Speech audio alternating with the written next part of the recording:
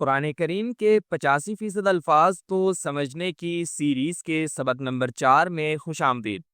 पिछले सबक में हमने कुरान करीम में सबसे ज़्यादा इस्तेमाल होने वाले अफ़आल सीखना शुरू किए थे और आज भी हम कुछ अफ़आल सीखेंगे। तो आइए शुरू करते हैं। पहला फ़िल है जाहदा, जिसका मतलब है जिद्दोजहद की या कोशिश की। हम इसे इन मिसालों में देखते हैं। ومن جاهد فإنما يجاهد لنفسه إن الله لغني عن العالمين एक और मिसाल। ولنبلونكم حتى نعلم المجاهدين منكم والصابرين ونبلو أخباركم अगला लफ्ज़ है क़ातल, जिसका मतलब है लड़ाई की या जंग की, जैसा कि इस मिसाल में।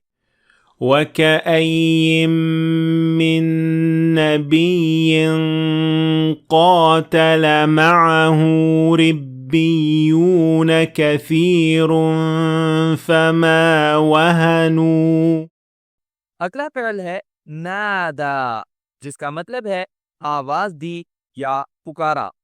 हम इसे इस आयत में देखते हैं। ونادى نوح ربه فقال رب إن ابني من أهلي وإن وعدك الحق अगला फ़िल है नाफ़क़ा, जिसका मतलब है मुनाफ़िक़त की या दो रुखी इख्तियार की। हम इसे इस मिसाल में देखते हैं। وليعلم الذين نافقوا وقيل لهم تعالوا قاتلوا في سبيل الله أو ادفعوا अगला फ़िल है हाजरा, जिसका मतलब है हिजरत की। إن الذين آمنوا والذين هاجروا وجاهدوا في سبيل الله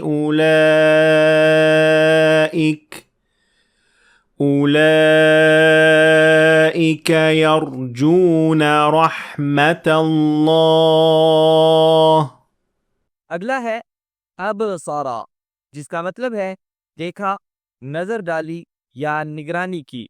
हम इसे इस मिसाल में देखते हैं। قد جاءكم بصائر من ربكم فمن أبصر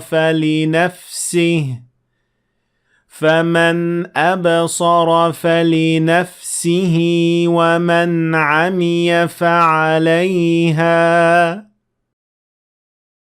अगला फ़िल है अहसना, जिसका मतलब है अच्छा किया या एहसान किया। हम इसे इस आयत में देखते हैं।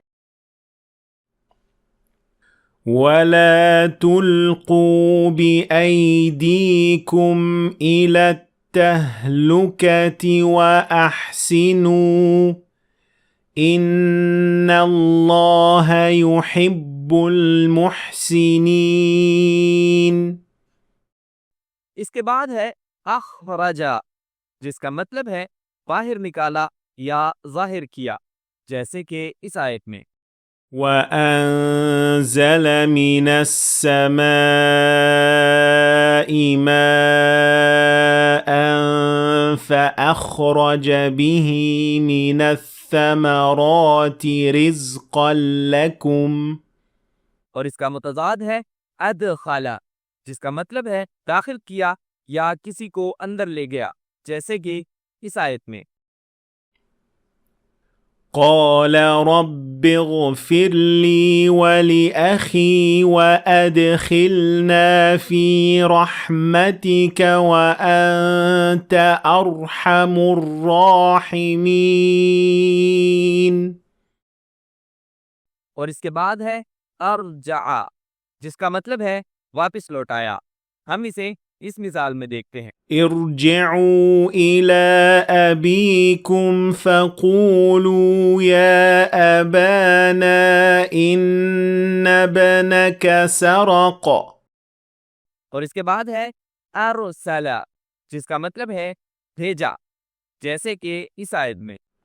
إنا أرسلناك بالحق بشيرا ونذيرا ولا تسأل عن أصحاب الجحيم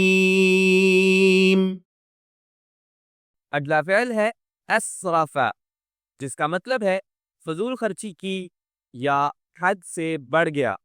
हम इसे इस आयत में देखते हैं। ثم صدقناهم الوعد فأنجيناهم ومن نشاء وأهلكنا المسرفين और इसके बाद है अस्लमा, जिसका मतलब है इताअत की या सर तस्लीम खम किया। हम इसे इस माना में इस आयत में देखते हैं। بلى من أسلم وجهه لله وهو محسن فله أجره عند ربه अगला फ़िल है अशरका, जिसका मतलब है किसी को शरीक बनाया, जैसे कि इस आयत में। ولتجدنهم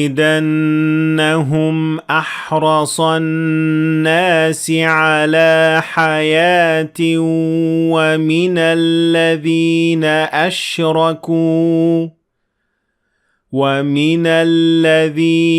أشركوا يود أحدهم لو يعمر 1000 سنة अगला फ़िल है अस्बहा, जिसका मतलब है बन गया या हो गया, जैसा कि इस आयत में। فطوعت له نفسه قتل أخيه فقتله فأصبح من الخاسرين